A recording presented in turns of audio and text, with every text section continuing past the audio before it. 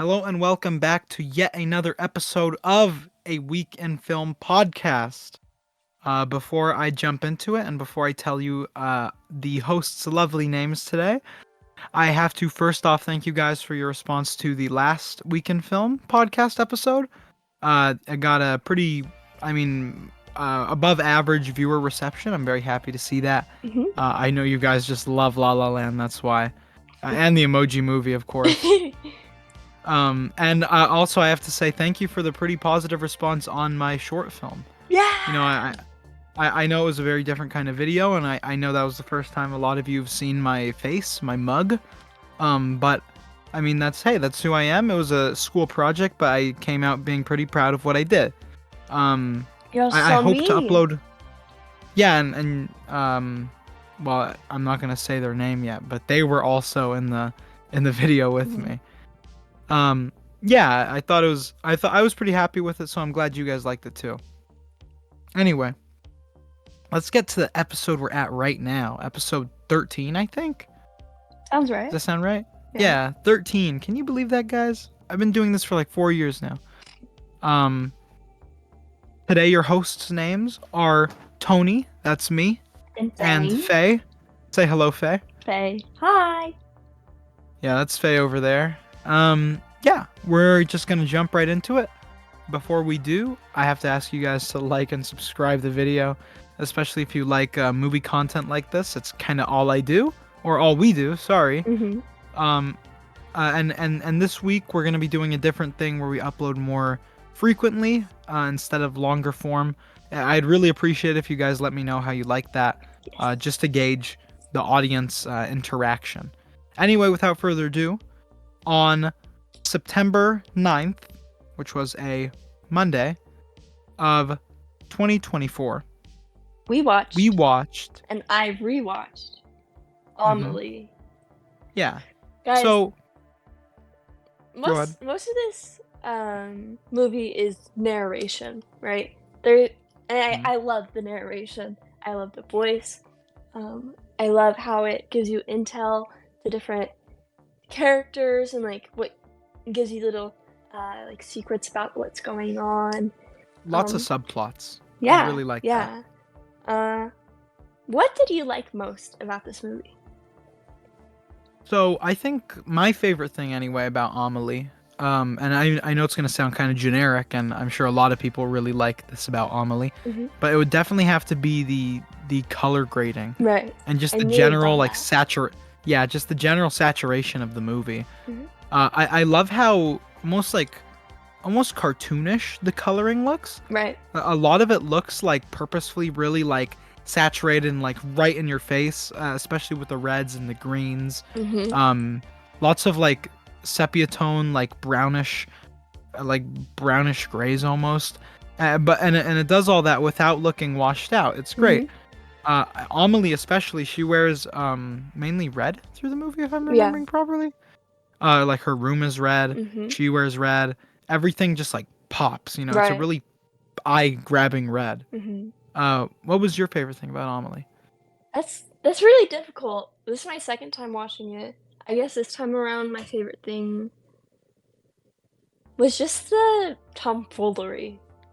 Like I love how Amelie just goes around and messes with everybody's life, and then she kind of just giggles about it to herself. Yeah, it's like the whole point of the movie. I just love it so much. Yeah. One that stands out to me is when she switches the doorknobs on one guy's apartments, or like flips them, so he thinks there's a handle, and now it's a knob. Like, it's just silly little things that don't hurt people, but they're enough to like notice, and she just loves doing it. In relation to that, on the same guy, she ends up making the fast call to his mom's phone, like a psychiatric help hotline. So he goes to call his mom, and it's like, "Hello, psychiatric help hotline.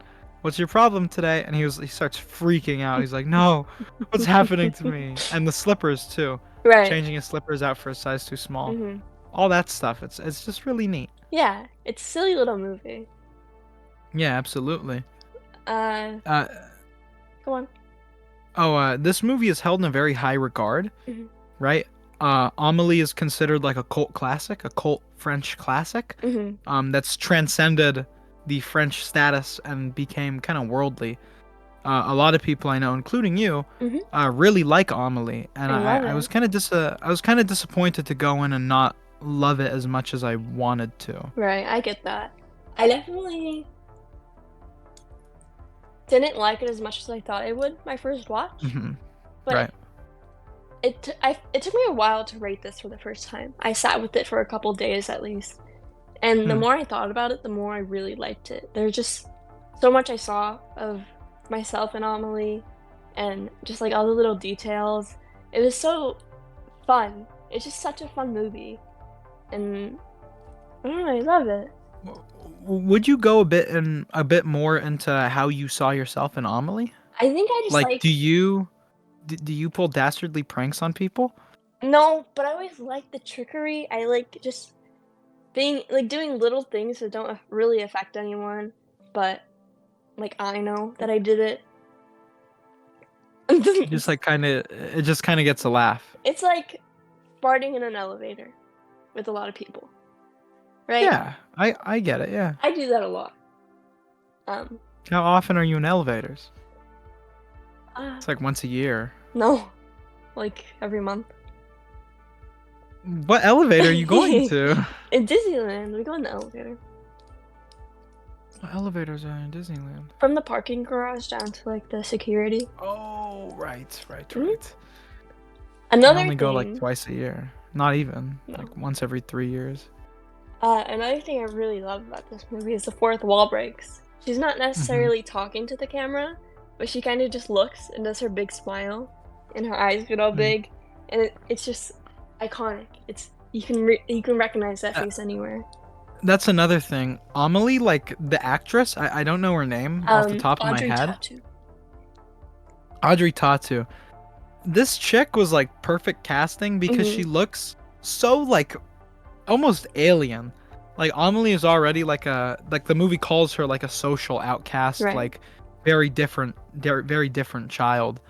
And seeing her enormous eyes stare at the camera and her enormous grin go up from Mhm. literally to her ears, Yeah. like it's no wonder that she was like a childhood outcast. People were like scared of her probably. Um, the casting though is perfect. Oh yeah. It really all the casting captures like exactly what it's supposed to be. Right. Like, oh yeah, the fruit salesman who's like kind of a dickhead with his brother or his employee who's clearly Mhm. like mentally not there but is trying his hardest. You know, the dad who won't move on and has a garden, has a like a little garden in his backyard. All these little things, you know, it just makes the world feel very full. Mhm. Amelie feels like a very packed movie. Right. Another thing about the way the movie looks is there's this little effect that they do. Mhm. Um, some examples are when the blind man, he's like being guided by Amelie, and then she leaves him, and he's looking up, and it's kind of just colorful around him. And then when Amelie's heart is beating really fast, it kind of like makes color, and it only shows her heart. Like you see her heart through her I, body, I know what you mean. Yeah, I know and the what you key mean. in her pocket, and then the when she turns into water and she like splashes away. That's really cool. There are a lot of cool little visual gags in Amelie, which I Right. really appreciate. Yeah. Yeah, especially out of this kind of film, it'd be easy to just do like a bunch of little pranks and end it, but it doesn't like constantly do it as much as I'd like it to, Mhm. but it does do it, which is nice. Um, Um, how do you feel that this director also directed Alien Resurrection? really? Yeah. What the fuck? Yeah. Forgive my French. We talked Buzinga. about this in the Alien movie. I was like, this guy directed Amelie, and then we finally watched it. Or you finally watched it. Okay, so I can't really speak on it because Alien Resurrection is just like Joss Whedon movie. Like I don't even think of that as a movie directed by anyone. It feels like it was just written and directed by Joss Whedon. That's so horrible. But coming to think of it actually now, it actually does feel like there's some directorial similarities Mhm. maybe. I loved Um Alien Resurrection. I don't know if that's like a thing because I loved Very Amelie. controversial take. Yeah, Very I gave controversial. it a 7. I love that movie, and I also really love Amelie, so I think that could be affecting my opinion. Yeah, I mean, this director is very multifaceted. Mhm. To go from Amelie to a movie in the Alien franchise is Right. kind of crazy. And I mean, hey, he did a good job. Mhm. um, Oh, do you want to wrap up on Amelie, or do you have a lot more to say? I have a couple more things. Yeah, go for it. I have some more. The romance in this movie is great. It's so subtle, and again, it's very tricky. Like she's playing Oh, tricks on him the whole time. Um, and then when they finally like meet up and they're kissing, it's just like so romantic. on the romance, I like how the whole movie is about Amelie, and they use the metaphor of like garden boat party or whatever the Mhm. painting is called. There's a painter that Amelie talks to throughout the movie who's painting a picture, and he's like, I can never get this girl's face right. Mhm. And it's the girl is like basically Amelie, Right. right? And I like that the whole film focuses on her trying to please other people, Mhm. and then she can't bring herself to please herself because she's so like nervous. Right. You know, I thought it was a really neat like metaphor, Mhm. and it made Amelie feel more like a person than Right. just like a machine who makes other people happy. Mhm. And um, one correlation I kind of have, some people wouldn't agree with me, is this is a French version of Fleabag, but way less sex, right? It's just like Amelie gives the same vibe as Fleabag, like the main girl, that her name is Fleabag, right? Um, there's something about both of them. They're both just very silly, and I think the fourth wall breaks as well. And I mean, I love both characters so much. So that's a I huge can't. compliment. Yeah, I can't speak to this. I haven't seen Fleabag, but I'm sure it's at least kind of true. Yeah, I'd say so. Um, yeah. Do you have any more notes to hit? Overall, I just really liked watching this with you and being able to look over and see your reaction to all my favorite moments because you were just kind of I giggling. I think Amelie is a movie that will grow on me. Like as I Right. rewatch this movie more and more and more, I think this movie will legitimately grow on me because it Uh-huh. seems like the kind of film that you appreciate even more with every viewing. Yeah, I think I Um, actually I, upped my rating for this one. I don't remember. I love that in a movie, you know, and a testament to how good this movie is that it took us like an extra hour to watch this movie because we decided to eat like halfway Uh-huh. through. And I didn't ever really feel, even after that, I didn't ever feel like disorientated. Mhm. It felt like still one cohesive story, and it felt very smooth, which is hard to do, especially when your viewer takes an unintended hour-long break in the Right, middle. yeah. Um, That's I all don't. for me. Yeah, that's pretty much all for me. But my book review. Mhm. Uh, Well, our what ratings did you rate first. this movie? I gave Yeah, Amelie an 8 out of 10. 8 out of 10. I gave Amelie a 6 out of 10. Certified good movie. Sorry about Jerry making a really loud noise. Jerry's having a fun time. No, he's And playing my with book review plates. reads he's having fun. He's like Tom from Tom and Jerry. Anyway, my book review reads, sort of bums me out this movie didn't live up to my admittedly high expectations.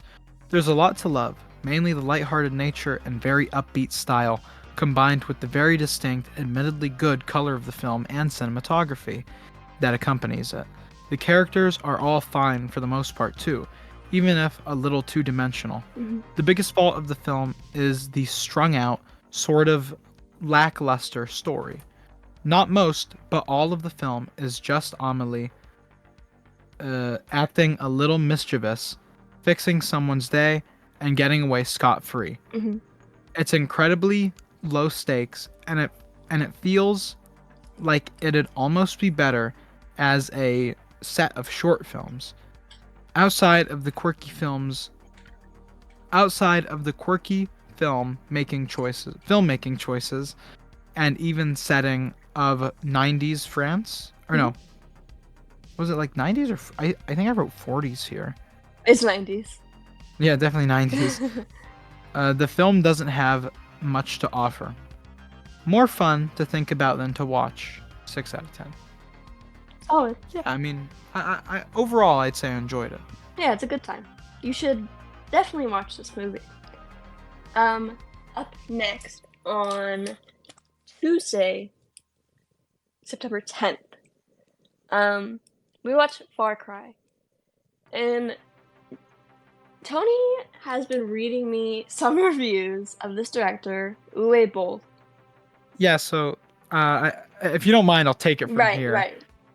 Yeah, so if you don't know anything about Uwe Boll, man, do I have a director to tell you about.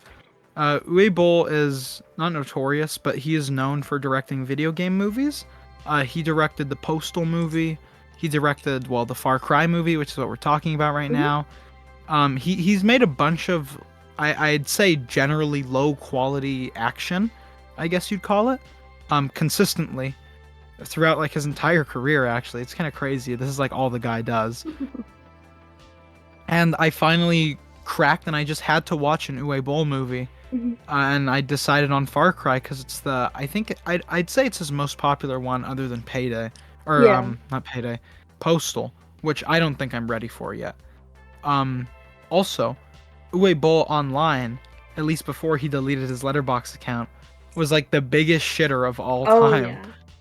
There's an archive account up for him, and each film that he's ever reviewed is either like a half star or a 5 star, but it's like mainly half stars. And guys, He has a before you even start talking about this movie, this yeah. man needs to be banned from talking shit on any movie in the entire world. I don't care how bad it is. He should not ever have a say on any movie. Ban him from even watching movies. Yeah, when you actually watch Far Cry and you see the astounding lack of craftsmanship in the making of the film, it's like, how the hell is this guy gonna call like Midsommar a bad movie? Right. Even if you like don't like Midsommar, it's like I'd watch like the 4-hour extended cut 100 times before I rewatch Far Cry. Should we read his review for Midsommar? Yeah, go ahead, go for it. He has a lot of reviews. Uwe Boll Archive on Letterboxd, I think is the account's name. Yeah, Very funny. yeah. Oh, and while you pull it up, Uwe Boll, a while ago, or not a while ago, but there was this critic who kept consistently criticizing each one of his movies in the same way, because a lot of them are very similar apparently, and he literally invited the critic to a boxing fight and beat his ass. Oh, okay. I didn't know that. So Uwe Boll's kind of a gangster. Okay, so in this review of Midsommar on Uwe Boll Archive, he gave it a 3 out of 10. And Right. he says, I know everyone will like the movie, but this movie makes non-fucking sense. It's just simplistic movie with nothing, comma. The story is bored. The actress is crying like a poor 3-year-old girl. It's Teletubbies with rituals and other bullshit. Suck it. Yeah, so if you don't like Uwe Boll after that, like, I don't know what you're doing. He's like, whether it's intentional or unintentionally, excuse me, he is like one of the funniest people on the planet. And I mean, he like there's parody accounts that just review his movies, and they are hilarious as well. Yeah, they are really funny.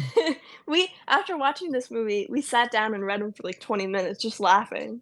There are so many funny like 10 or like 5-star reviews for Far Cry at least that are just like so like this is like insanity reading them. It's so funny. It's hard not to like giggle while you're reading them. For reference, there's 46 5-star reviews.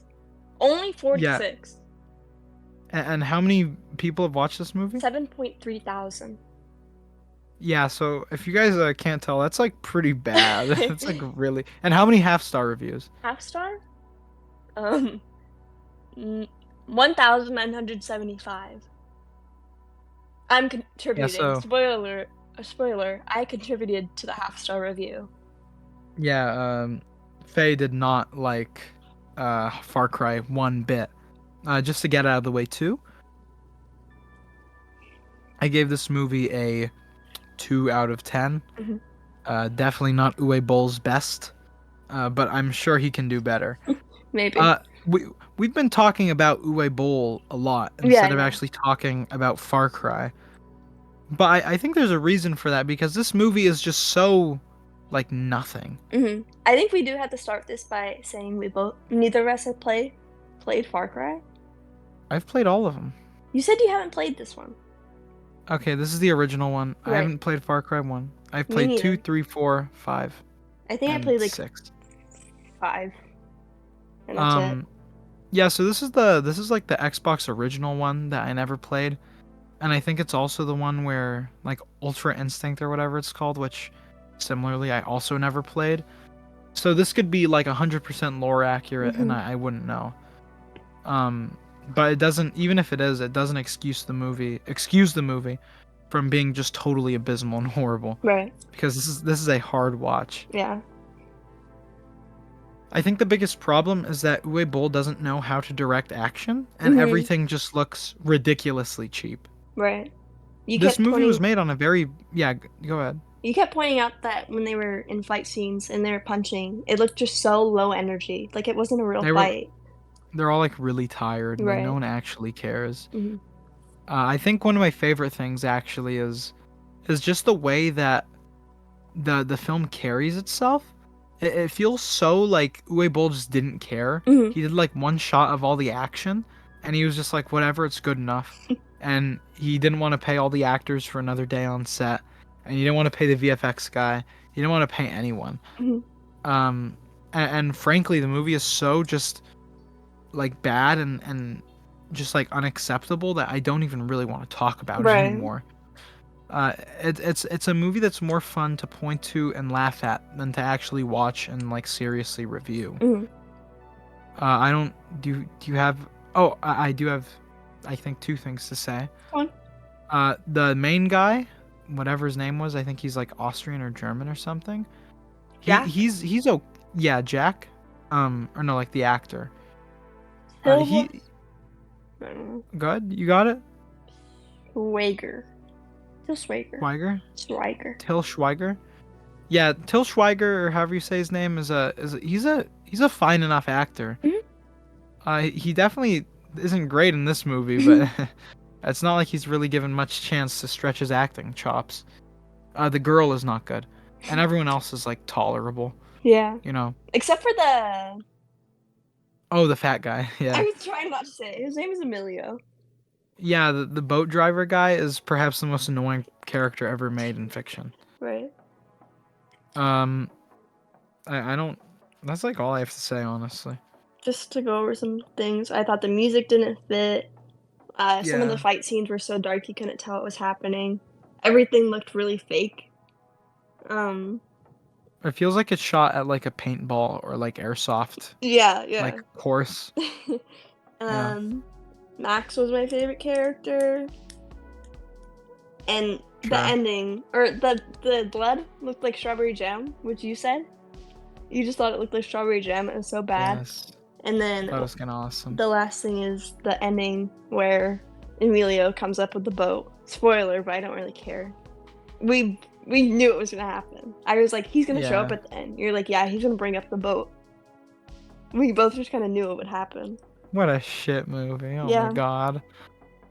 I do wanna is that everything? Yep, that's everything. I mean, we already gave our numbers. Here's my book review, guys. Perhaps the coolest, best movie ever made. Mutant soldiers, guns, bombs, babes, and boats. How much better could it get?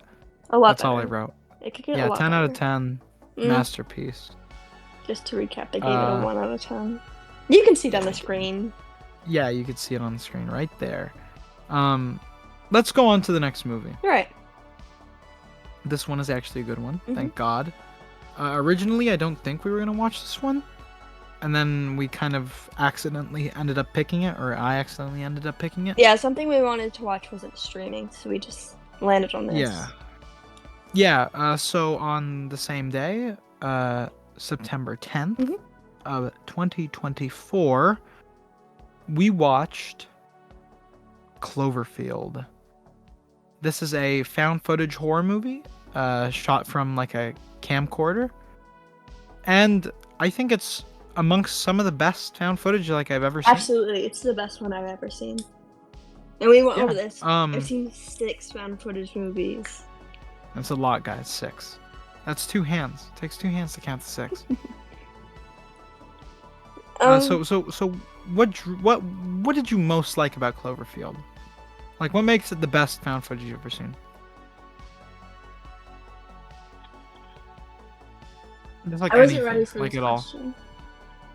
Do you want to come back to it? You want to I talk about it a bit think more? it's just like overall, everything about this movie was better than any found footage I've ever seen. For example, I've seen Paranormal Activity, Dashcam. Guys, go watch Dashcam. It's hilariously bad. And some other ones. Yeah, the Taking of Deborah Logan. Right. You watched Paranormal Activity, right? Yeah.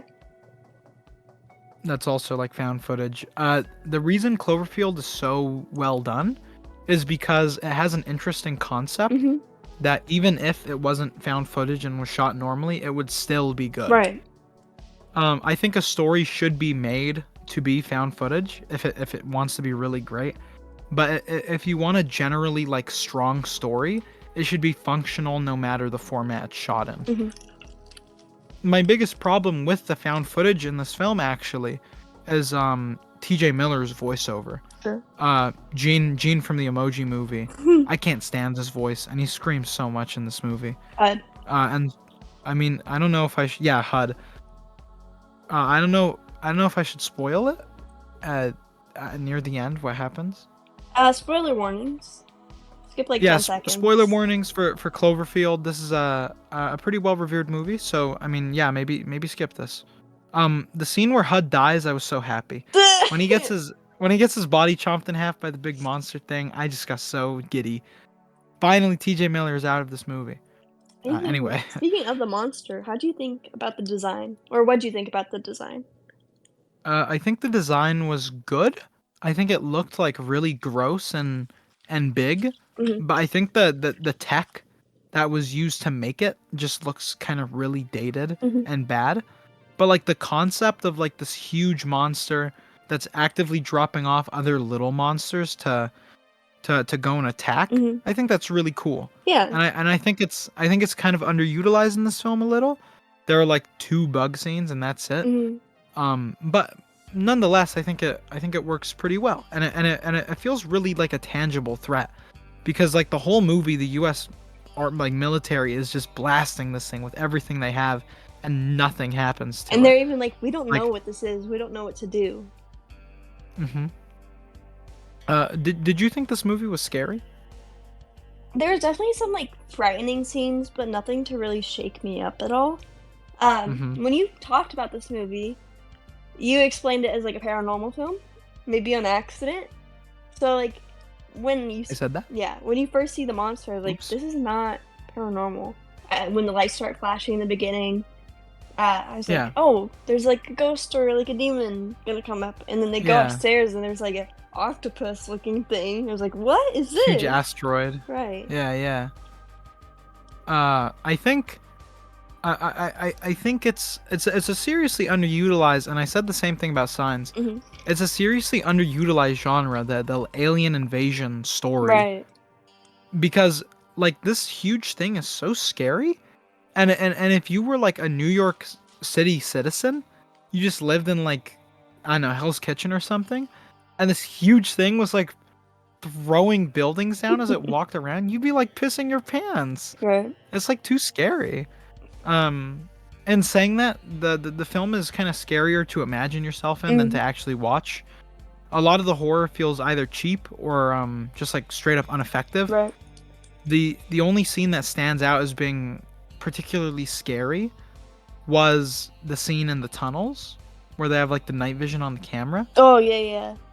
And the scene that comes up right after that where one of the girls dies.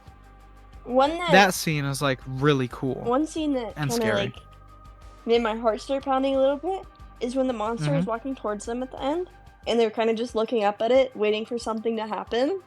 It's just like, oh my god, he's standing right in front of you. What are you gonna do? Yeah, Yeah, it is like, I mean, it's the only thing you can do. Just like you just freeze in shock. Right. Like, but you're not gonna punch it away, you know. I think people talk about Cloverfield Paradox and Cloverfield 10 Cloverfield Lane or something like that. I think it's the sequel after that one. But I think the one of the best things about this movie is how little you know about anything. Absolutely. This isn't. It's like not even like pre-established. It's not like a. It's not like a thing that you know about. It's just happening. Hmm. Like, there. Yeah, this thing just kind of showed up in New York City. It's like just wrecking shit, and this random guy at like a friend's going away party is going through hell because of Hmm. it. And I think that's one of the reasons it's so scary. Right. It's realistic, sorta. Like just this random thing Yeah. comes up. And the camcorder, for all of its faults, is a good way to deliver the story, I guess. Especially as someone who doesn't really know how to operate a camera. Like Hmm. he's often cutting it or just not even pointing at it what's happening. Or it's like out of focus, Right. yeah. And it just feels like a real person is recording. Yeah, like this guy has used the camera for like all of like an maybe 2-3 Hmm. hours by the time the whole like full on invasion starts. It's like it's no wonder you can barely see Right. anything. I mean its score, from what I remember, is pretty Yeah, it's solid. solid. Uh I mean the characters are pretty much nothing. Like none of the characters are anything at But all. it doesn't feel like they Except for, have to be something. I guess, yeah, it's more about like what's happening to them than the Mhm. characters. Um TJ Miller is annoying. Mhm. And I mean, other than that, the film's just pretty good. Some more This is a yeah. Go ahead. some more things I don't like about this. One thing this isn't Hmm. really like about the movie, but the subtitles did not match up to the words at all. They would just randomly change like a sentence. It was so minimal, Hmm. but obviously I'm reading and listening. It just annoyed me a little. I had to turn off the subtitles. And Yeah, Paramount Plus, not it. yeah, there was one scene. I don't remember her name. Maybe Beth. Does that sound right? Which one? Beth. Wh- Yeah, The Beth. the girl that the guy's into? Yeah. So they're like climbing up to her apartment trying to save her, which when they're jumping across buildings, that was really cool. I really liked how it looked. But It's a good sequence. when they actually get to Beth, and she has like a thing through her chest where her major artery is, and they pull her out Yeah, of it, and then she gets to escape. It just bothered me because it's so unrealistic. It was right through her artery. I think it would have worked better as a story beat too. That like they went all this way Hmm. and and like she's just been dead for hours. Right. I think it would have worked as like a like how futile the situation is kind of thing. But I mean, I guess Beth is a fine addition. She doesn't like do anything at all, She kind of just starts but drama she's and okay. gives the guy like a motive to run towards the monster. Pretty much, yeah. She makes the movie happen, Right. thankfully. Um,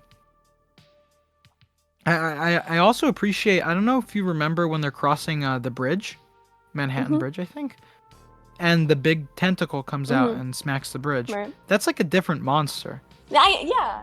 Totally. That's not the same monster, and that's so scary. Mhm. There are like at least 3 whole monsters in New York just kind of hanging out. Like that's awful. Right. And as I was told by one of my buddies, the monster in Cloverfield is not a adult version of the monster. Whoa. That's like a baby monster, Okay. and it's that big. Like little things like that are just kind of cool, Mhm. even if like you wouldn't know it if you didn't see or know anything about Cloverfield prior. Mhm. Do you have anything more to say about Cloverfield? That's all for me. I mean, it was just a good, very good film. Yeah. Uh, yeah. What'd you give it? I gave this an 8 out of 10. I gave Cloverfield a 7 out of 10, and I wrote in my book review, way better than I thought it'd be.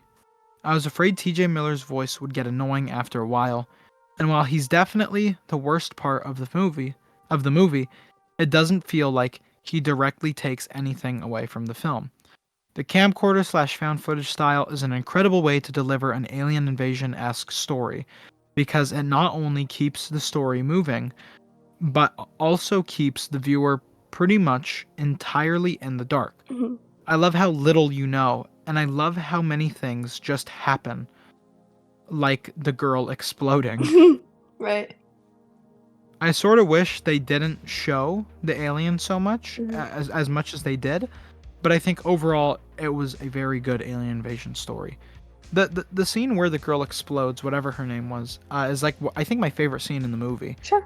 because it comes out of nowhere. Like she gets bit, and you're just like, oh, poor girl. Mhm. It's like a big ass scar. It's like kind of gross. And then she's like, I don't feel so good, and her eyes are like filling with blood. Mhm. It's like it's just like so gnarly and cool. I can't help but just kind of like think it's cool. Yeah. Yeah, I don't have anything more to say That's on all. Cloverfield. Do you want to go to mid break? I'm good. Yeah. Yeah. Okay. Anyway. Maybe after this one. Yeah. The next movie we watched. You introduced this one. The next movie we watched, well, let's just say it was Annihilation. I really anticipated this movie. I've been trying to watch more Alex Garland after seeing Civil War. We both saw that together. Mm-hmm. Um, Have you seen Ex Machina? Yeah, yeah, right? I watched it recently. I wasn't a huge fan of it. And you really liked Men. Yeah, but rewatching it, it's kind of awful. But I watched that movie before I was a film bro, and I loved it. Film bro. Yeah, Okay. whatever. Yeah, so what'd you think of Annihilation?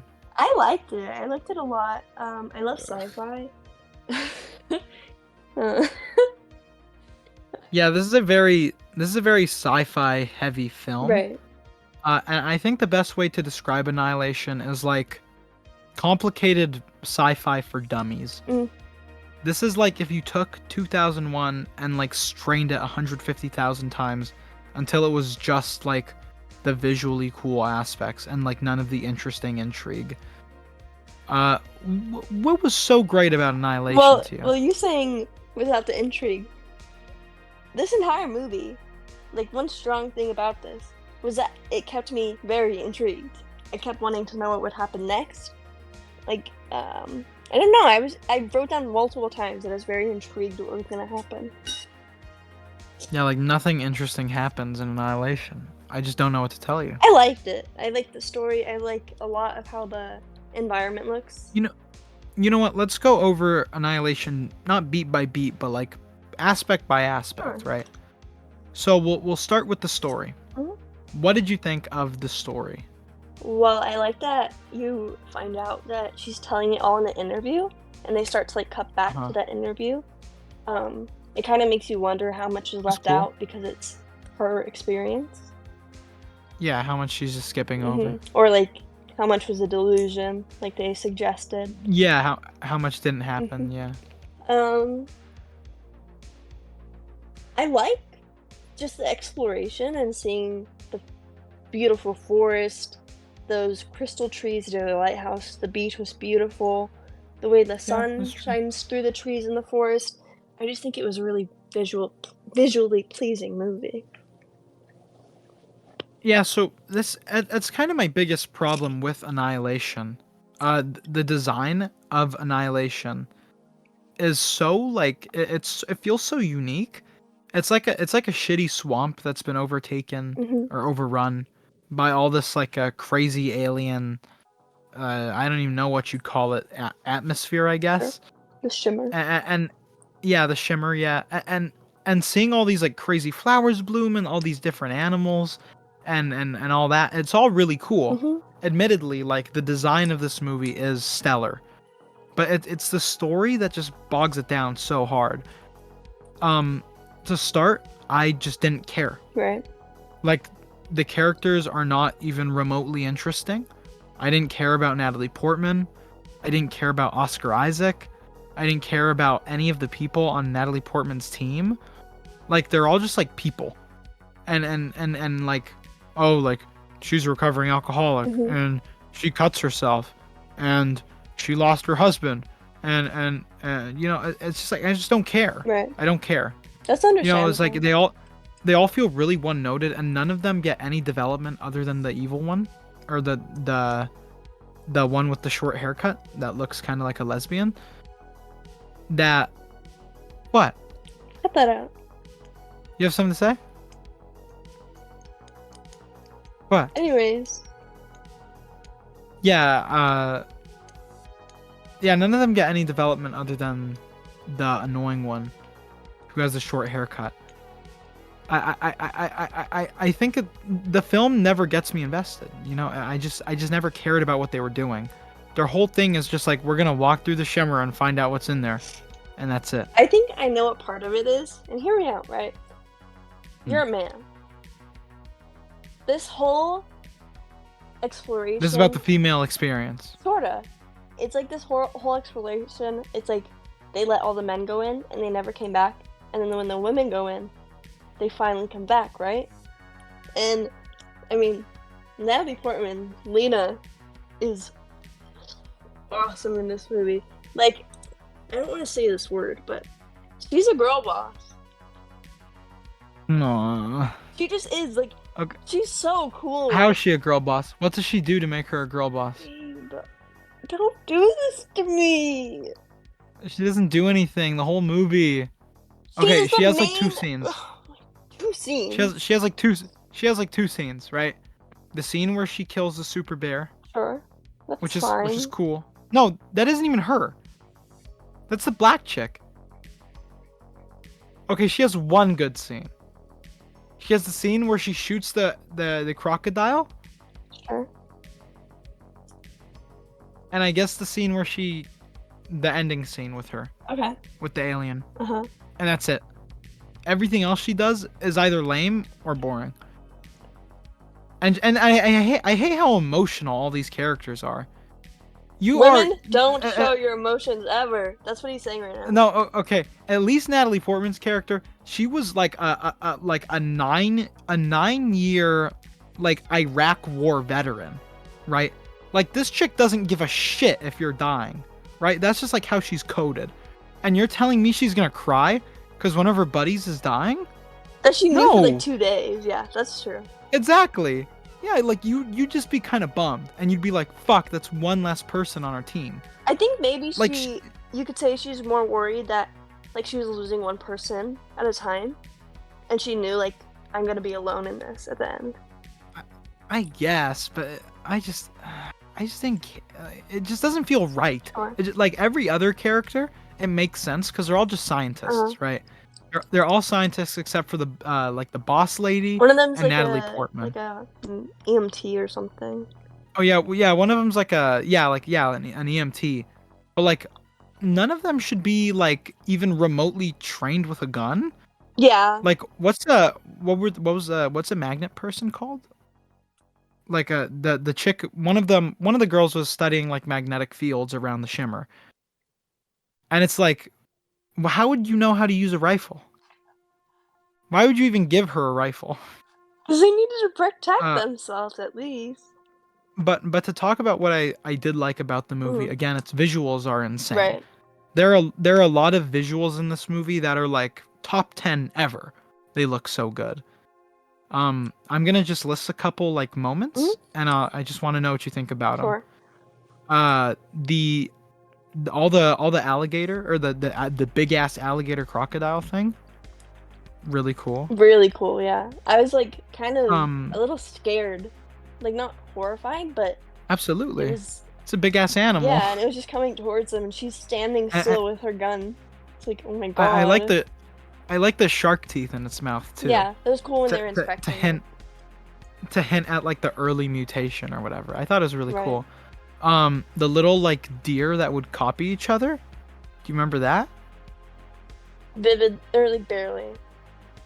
Natalie Portman just kind of stumbles upon him in a field when she's like drinking water or something.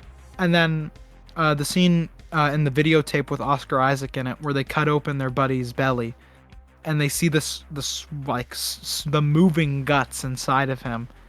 That is really cool. It didn't really do anything for me. I thought there was like something inside of him, like an animal, like it was like a monster. Like a massive snake just swirling around. I didn't process that it was his intestines. What are you, 9? Whatever. Yeah, you're dating a 9-year-old. No, I'm not. Yeah, that's what I Um, thought. I'm not. And then the following, after the guy dies, do you remember what his body looked like after in the Yeah, pool? like his Where stomach was torn all it away. was like all exploded, and his like half his skull was like stuck in the wall, and it was like growing purple fungus at the His top. jaw was That single broken. image, that single image, stuck in my mind permanently, because there's this video. I If I can find the thumbnail, I will show it right now. There's this video called like the cosmic horror of Annihilation, Mhm. and I watched it over and over again, not understanding that Annihilation was a movie, Right. and I thought it was just talking like really broadly about like asteroids and black holes and shit. Just like a really cool thumbnail, Right. and just a really cool image as well. Um, anyway, to get back on that, what'd you think about the big ass bear? I thought it was kind of cool, but thinking back to it, like the whole premise, like it's kind of stupid. Like how You didn't. That's like the one everyone likes. really? Like I everyone was likes. thinking about it today after finishing like our last movie. I was like, man, Hmm. I'm not too big on that, but I liked it while I was watching. Like how that one part of her life is stuck in the bear and it can kind of speak. Yeah, you didn't think the bear being able to mimic voices was cool? It's not mimicking her voice, it's that she's part of the bear. Like Oh yeah, the that's even since the cooler. atoms join together or whatever. Yeah, that's I don't awesome. know. After thinking about it more, I just don't really care for that. It's not I my kind of guess, yeah. thing. Sure. And then what'd you think about, this isn't like a monster or anything. What'd you think about the black girl who cut herself a lot? Um, When she's like just like giving mm, up in the shimmer, mm-hmm. and And all she the fucking like disappears. no, all the vines grow out of her cuts. Do you Oh, remember that was that? so cool. Yeah, That was that looked really awesome. cool. Yeah. Yeah, it looked like just so sick, and she was sitting there like kind of just like brushing him down her arm. Mm-hmm. Like little moments like that are what people like Annihilation for. Right. She But was just so at peace. She gave up, and yeah, the world was taking her. as soon as you peel back that like cool, admittedly cool like plastic cover, Hmm. the movie is so bad. Absolutely. Yeah. No, no, no, Don't agree with me. no. You're wrong. You you I thought don't you were gonna agree say with something me. else. You're No. totally wrong. And then let's just finish this up. Right. The crystal trees outside the lighthouse, really So cool. cool. Oscar Isaac blowing himself up with a grenade, also Mm. really cool. Predictable that it wasn't actually him. That was Yeah, a lot of yeah, this movie is predictable. yeah. As soon as you like get one part of it, it kind of all like all the puzzle pieces kind of like magnetize together. Right. Um, what do you think about like the blob guy? The replica thing. Yeah, like That's the what I alien. like. I don't know. The replica of like the people. I thought it was kind of cool, but like also kind of stupid. I don't How? know.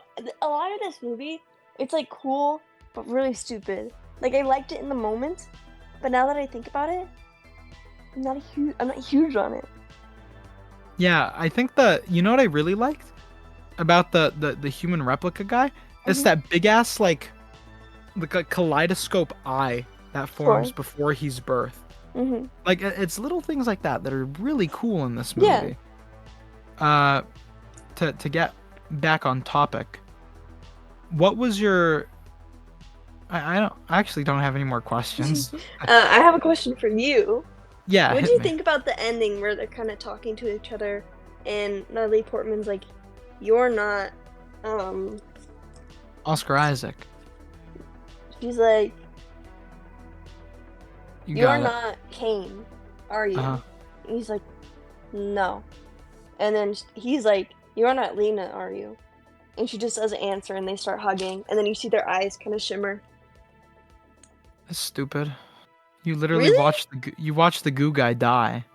How is she not? Because like when he turned into her, they like swapped, but you kind of can't see it.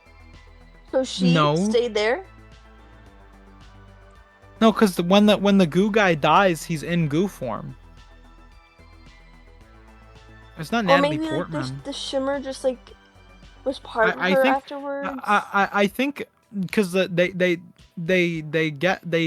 clear it up very early on that if you're inside the shimmer, like your entire structure is changing. Right. Like the girl starts freaking out because she's like looking at her fingerprints like changing. Mhm. She's like, "What the fuck is happening to me?" Right? Yeah. And they set up with the guy's intestines spinning around and all that, right? So I think the idea of Natalie Portman not like getting taken over by an alien, but just like mentally being so changed because of the Right. shimmer that she's basically a different person is cool. Mhm. Yeah, that is It's a cool. cool idea. Sure. But it's not set up well. It's not played out well either. No, it's not. It's like a last minute like, oh, I can't wait for Annihilation 2. That's exactly what it feels like. Annihilation 2, this time it's personal. And I just don't care. Uh what'd you think about the music? Solid. Some of it felt like very familiar, like I've heard it before. I've definitely heard that last piece of music Right, that plays right. when she's fighting the goo guy. I have no clue where I've heard it, but I've definitely heard it. Just like in videos, just like memes and shit. It's a Maybe. very popular like clip of audio. Mhm. Uh, do you have any more notes to hit on Annihilation? That's it. I think this is probably my second favorite Alex Garland film. No, third. Okay. It's my favorite. Yeah, What'd you give it? sure. I gave Annihilation a 4 out of 10. See, I gave this one a 9, but talking about it more, I think Wow. that score needs to be lowered. I'm not sure to what, but it's definitely not a 9 anymore. Well, I hope one day you get smarter. Okay. Should I should I read my book review and close this off? Yep. Unfortunately, mid-film, the best thing about this film by a mile is the insane alien life/physics. Visually, or at least from a pure concept point, the film is strong and conquers a sort of alien story that's pretty rare. The sad thing is that the movie surrounding it ranges from okay to bad. The acting and characters are very hit or miss, with it never even feeling remotely real or suspenseful. The whole look of the movie, from a camera standpoint, is abysmal. I get the style Garland wanted, but it ends up looking washed out and boring. The music is pretty dull, with the exception of a handful of numbers, and it often feels mismatched with the narrative. Natalie Portman feels abhorrently miscasted, and does astoundingly little, a lot like Oscar Isaac. Should have been better. 4 out of 10. I have to disagree with a lot of that, but good thing about film is people can have different opinions. No, only my opinion is right. Anyways, do you want a mid-break? Do you? I could do one, yeah. Okay. We will see you guys in the blink of an eye. Enjoy the monkey. Actually, I have to go and click off. Mm. Hello and welcome back from the mid-break. We are going to jump right back into it on... I don't actually know what day this was on. This wasn't the same day we watched Annihilation. This was Thursday, right? On Thursday, the 12th of September, we watched at the... Well, I was going to say at the request of Faye. But yes, we watched Descendants, again, as recommended by Faye. I have to preface this by saying... Yeah, go ahead. This is another bad movie that I grew up with, that I love, and I can understand it's not a great movie. That I just wanted to share with you, you know? Not expecting you to love it as much as I do. Just to, share it. So what made you like this movie so much when you were a kid? I think you have to remember the time this came out, and it was very fitting for that time. Mm-hmm. I liked the cast. I knew all of them. I've seen them all in things before. Mainly Dove Cameron and Cameron Boyce.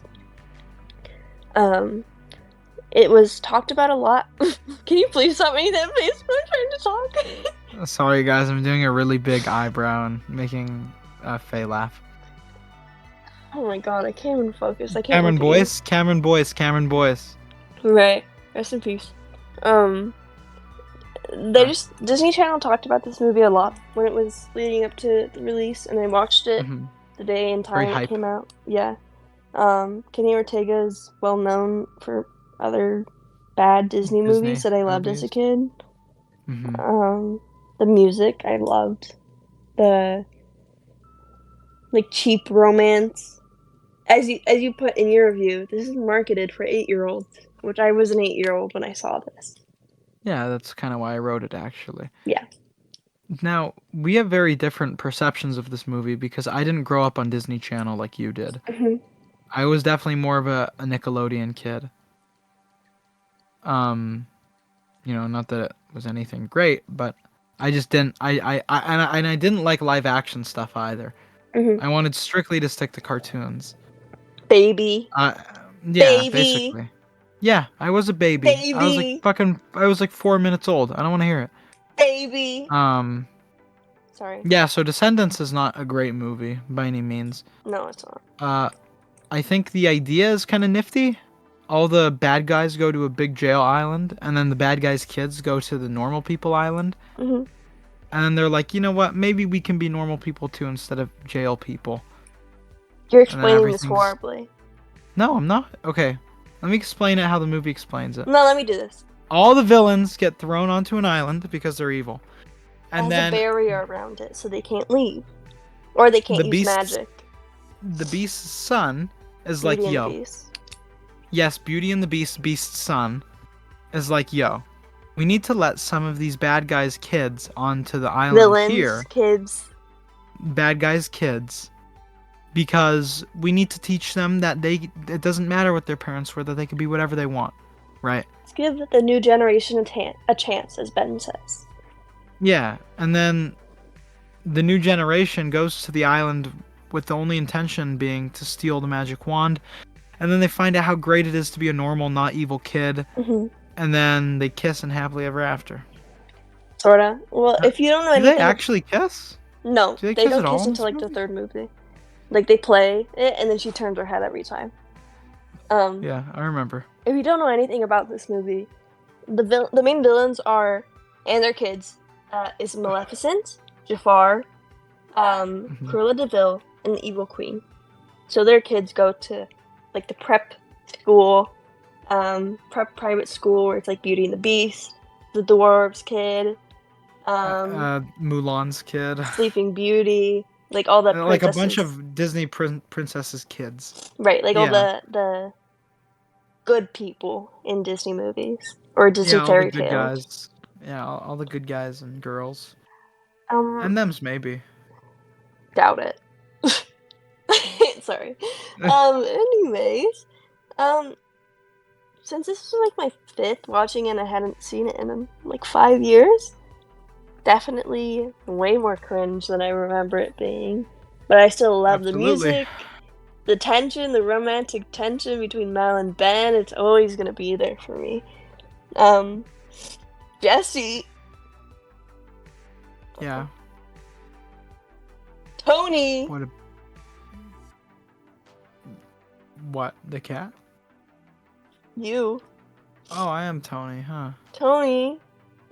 Giggled a lot at this movie.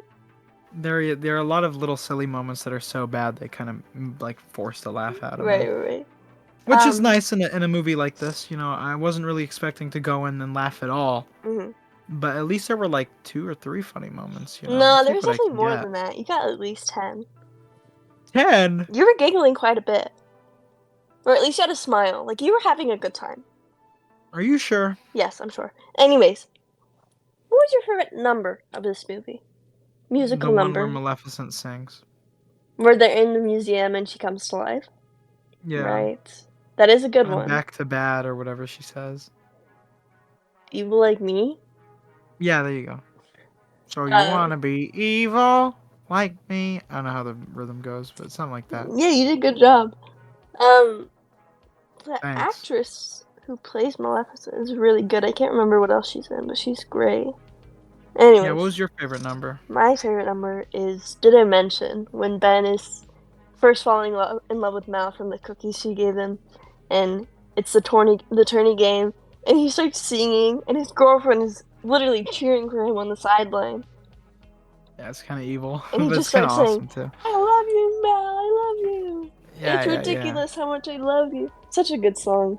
They So spell out fun. ridiculous. Kind of awesome. Mhm. I mean, I, I, what do you think about Disney gloss? What is that? Like the way Disney movies are filmed, where everything is like really soft and like Mm. glowing. You know what I mean? Is it like distracting to you? No, not at all. I actually Cause didn't it's really it's notice. I don't it, notice it. it's Or sort of distracting to me.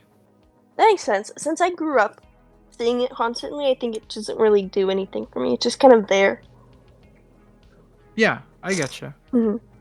Um, I think it is pretty distracting. And but before I forget to mention this, Mhm. at the when they're doing the coronation, and I was they gonna walk ask down the about hallway, this.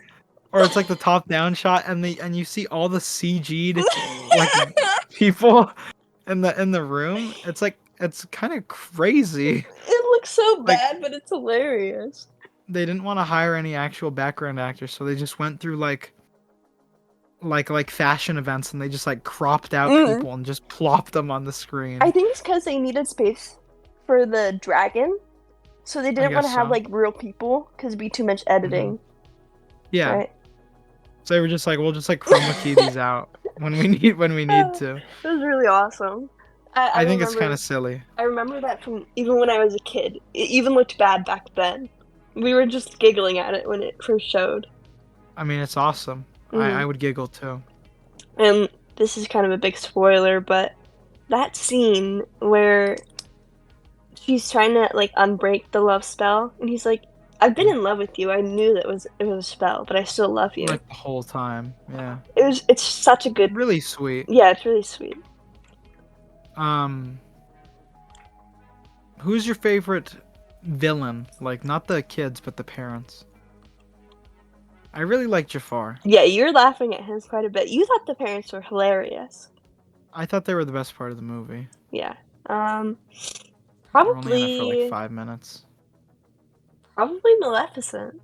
She causes the most trouble. I liked like the movies like the fairy tale she's in. I always liked Maleficent. Yeah, she's a very recognizable evil lady. I think the actress is great. Yeah, I like how old all the parents are as well. hmm They're all like in their 40s and 50s. It's like kind of awesome. What else is she from? I have no idea. Um, Um, I I think mean, it's just a I lot of don't want Disney. to. There's really no point in picking apart a movie like this because Yeah, like it's a Disney Channel movie. Of course, of course the camera works a little shoddy and like the story's predictable and whatever it may be, but it's a Disney movie. right. I'm not going in expecting The Godfather. hmm I'm expecting a mildly entertaining like hour 40 movie, and that's pretty much exactly what I got. I'm glad. I thought you were really gonna hate this one, but hey, tell them what you gave it. I gave Descendants a 5 out of 10. And while I agree with that, and it's the more accurate rating, I still gave this a Uh-huh. 10 out of 10. Crazy. Do you have anything else you want to hit? I think this is truly a movie that you just have to experience to really get anything. Ideally, if you're like 9, watch this movie like right now, or 8. Yeah, 8, I think, is actually probably the ideal age. but it will become your personality. From experience, it will become your Only, personality. only if you're autistic or they them. Okay, I was neither of those at 8. You're definitely autistic at 8. No, anyways. Anyway, let me read my book review. Yep. A total Disney Channel movie, and honestly, it works for it. Despite its birth in 2015, this movie feels astoundingly early 2010s. hmm It has this silly gloss to the whole movie, too, which sort of throws me off. but it ends up being a neat little quirk with Disney films. I don't wait, hold on. I don't want to and won't go in depth on the actual filmmaking problems like its writing and acting because it wasn't made to be dissected and picked apart. It was made for little Timmy and it was designed for little Timmy and Ashlyn. The character development is pretty bad, and outside of the one number, most of the music just feels obnoxious. Nonetheless, it tickles that little spot in my brain just like Teen Beach Movie does, Right. bringing me back to a time I didn't even really live in. Fine enough. Too slow. Yeah, 5 out of 10. I think I just love the obnoxious songs. Thumbs right in the middle, guys. Thumbs right in the middle. My thumb is up. Double thumbs up.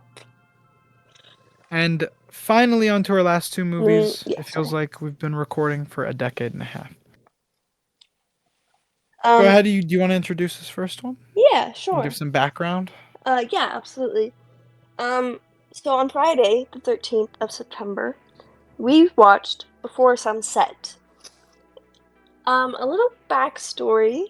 We watched Before Sunrise on Valentine's Day of 2024. Very romantic. Very romantic. Right. It was our first year together, our first time having a Valentine, both of us. And we were like, let's watch a cute romance. And we both wanted to watch Before Sunrise. People love it. And so did we. Yeah. And if you've seen that movie, you know at the end, the two main characters are like, let's meet right here in 6 months. So we were like, we were like, let's watch the next movie on this day in 6 months. In 6 months. That was October 14th, which is about the time. October. No, August 15th. August 14th. Sorry. August 14th. I'm so tired. Yeah, there you go. Which is I understand. About the time Alien Romulus came out. We talked about watching this movie. We were like, hey, it's in 6 months. We got to do this.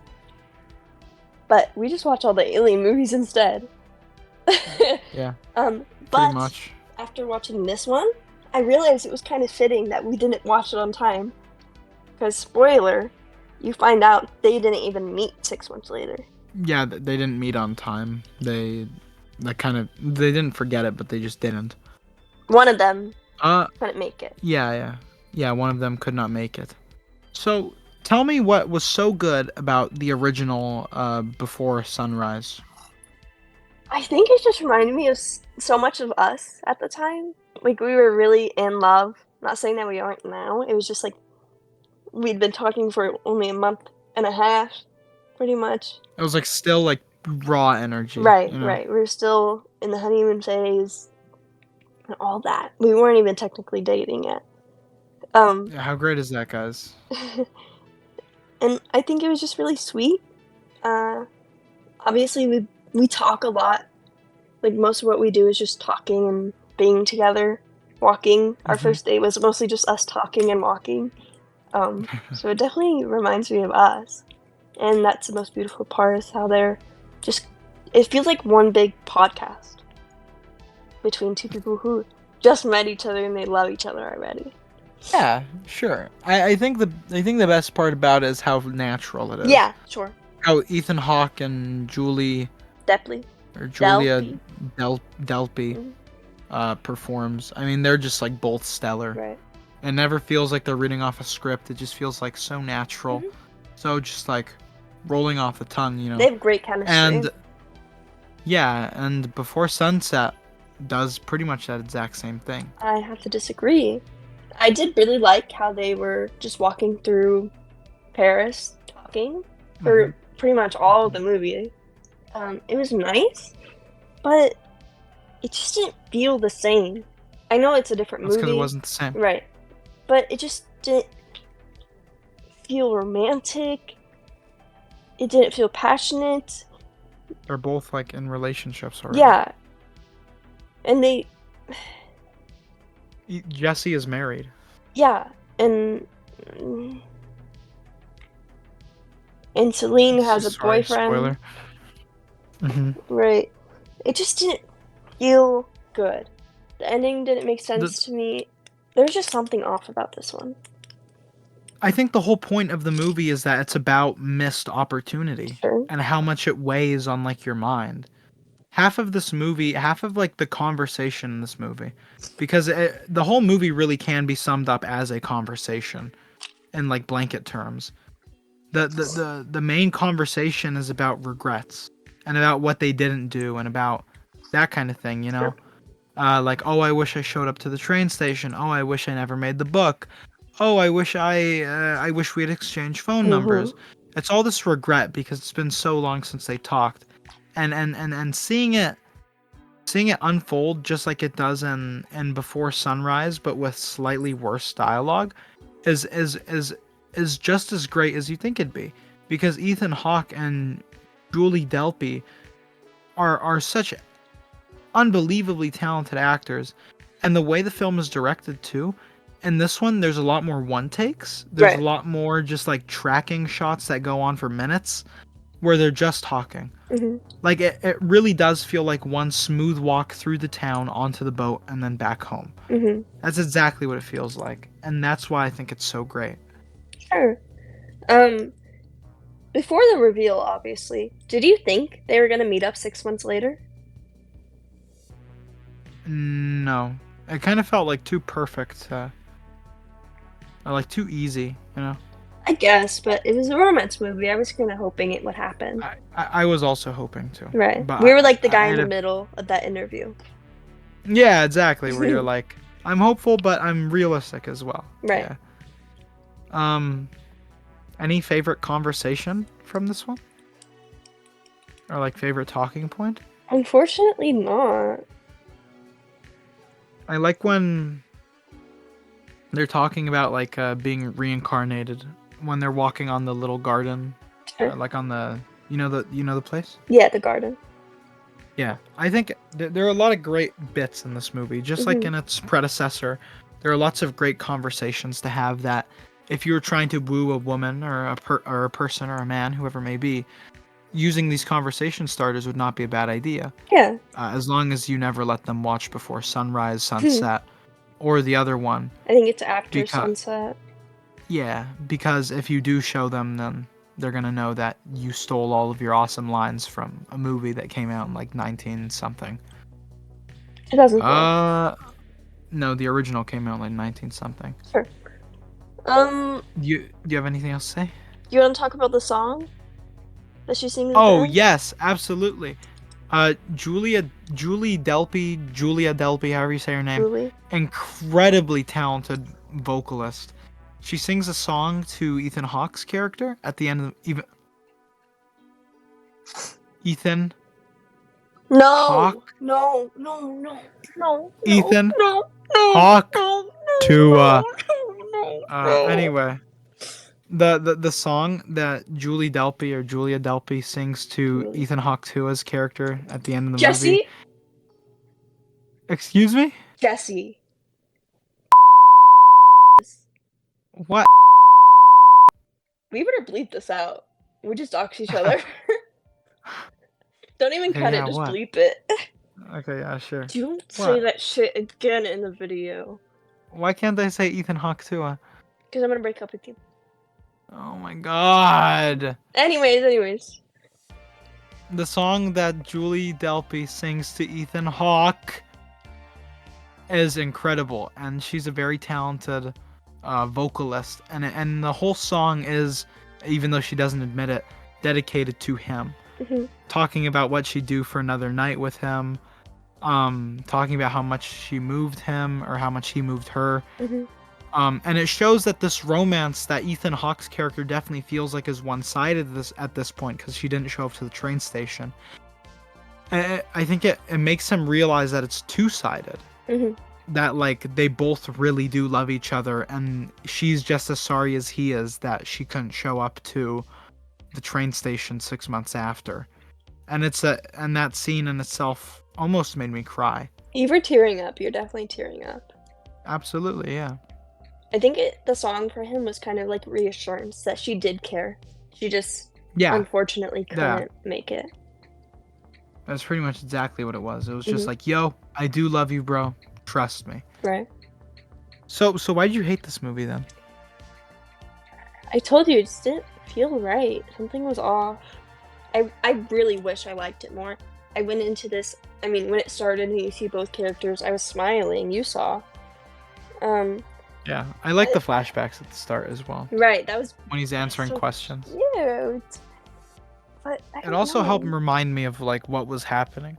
That one scene when they're in the back of the car, driving back to where they're crying Celine to each was. other and stuff. Yeah. Or Celine is crying into him. Yeah, and it's kind of like in the first movie in the photo booth or the sound booth, where he like wants to touch her or like grab her hand, whatever it was. In the car, she like wants to pet his head and like in like a what? Like a what? Like play with his hair? No, like in a it's okay, like you're fine. A reassuring manner? Not the word I'm looking for, but sure. She just wanted to comfort him, right? But she was too scared. You can see she puts her hand up and then hesitates. Unfortunately, I've already seen that scene, but it's still like, you haven't? I knew you watched this movie without me. No, babe, this scene is like everywhere. No. I've seen it like you have to hunt it out. You have to hunt it out. No. Anyway, that song was great. The dialogue is great. The cinematography is beautifully simplistic. Is there anything else? Just wish I liked it more, really. Yeah. So what'd you give this one? A 5 out of 10. Christ, I gave it a 9. I'm gonna read my book review now. I wrote, just like its predecessor, says so much by saying so little. Exactly like the first, this film is entirely dialogue based, but keeps the same charm and natural flow perfectly. Finding out it's been 9 years and seeing how they interact with it is heartbreaking. The film goes through... What did I even write there? Through multiple subtle lengths to prove to you that the events are short and the romance is already established. Delpy's name is only said maybe once, and Hawk isn't name dropped at all. I adore the way the film is composed, with a majority just being long, uninterrupted tracking shots. It works remarkably perfectly. The best thing was definitely the attempt to almost hide from each other the whole film. Marvelous sequel. I do have to correct you. His name was dropped at the beginning when the interview ends. He's like, "Thank you." He's like, don't even. Actually, I'm getting they did say his actually. name. Yeah. And See? I he's just got actually. His manager is like, "Thank you," whatever his name is, for being here. Jesse whatever. Yeah. Or Mr. Whatever. Anyway, yeah, 9 out of 10. Awesome movie. 5 out of 10. Wish it was better. Wish I liked it more. And finally, for the last movie of the video, it is 12:03 in the morning, but we watched this one a little earlier today. On Friday the 13th of September, we watched, directed by the one and only Wong Kar-wai, My Blueberry Nights. Going into So what'd you think of... Yeah. Going into this, with my bad track record of Wong Kar-wai, I really wanted to love this one. You have averaging it out, you have a good track record with him. I guess, but you're not happy with it. No, I'm not. Right. So with you, I have a bad track record. So I really wanted to like this one because I know he's a great director. The films I've seen I don't think they're great. I like them, maybe even love them. It's just really not for me. But this one, totally different. This is my favorite Wong Kar-wai movie. I think it's because you didn't have to read subtitles. Maybe. Yeah, so to my knowledge, I think this is like one of Wong Kar-wai's only like English films. Mhm. This is a strictly like United States film. It Yeah. takes place in like 3 different states, I want to say. It's like Nevada, Um, Tennessee, or isn't it Memphis?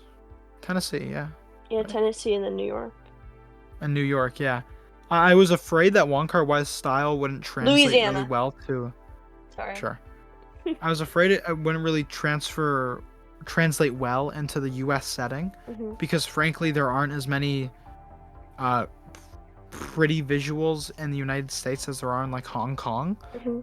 But he makes it work really well. Mhm. He makes that train look really Oh good, yeah. Oh yeah. and the little camera in the guy's room and like everything, it all just looks great.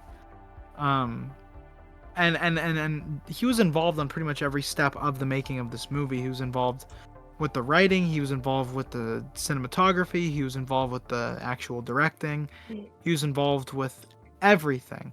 And it really goes to show, because this film has that unforgettable Wong Kar-wai swagger in its Right. step. You know what I mean? Mhm. I've always admired how he does that thing. It's almost like blurry or delayed movements where you see Mm-hmm. like their movement behind them. I think it's just low FPS and turning the shutter way up. I love Maybe. it so much. It always stands It out to looks me in his great. films. Absolutely. It looks indubitable. Sure. What do you It think of does? the score or the soundtrack, whatever you would call it? Uh I thought the mixtape style was Mhm. pretty great. Yeah. Wong Kar-wai uses older music really effectively in his Mhm. movies. And this is no exception. Like, this movie sounds great, and I don't think any single piece of music was specifically composed for this movie, Yeah. which is really cool. I really do love the poker setting. Poker is Hmm. just like, I don't know. I love The like gambling. the the Vegas like third half of the film, Mhm. or Poker third has just quarter, I always should say. been like really Third, interesting to me whatever. how you like read people's mind almost. And you look into their Yeah, eyes, you're like, are they bluffing or did they actually have yeah, a great yeah, yeah. hand? I think it's pretty nifty, and Wong Kar-wai films it with a lot of style. Right. It doesn't feel like boring. It feels just as high stakes as poker normally is, or Mhm. any competitive game mode for that matter. And I mean, this is no exception. But I do have to say, that guy's name Uh, Aloha and how much Natalie Portman says it annoyed me so much. really? Yeah, I hate his nickname, and I think it's just the way she says it in her like southern accent just bothered me. What did you think about Natalie Portman on her case? She's a good character, but I think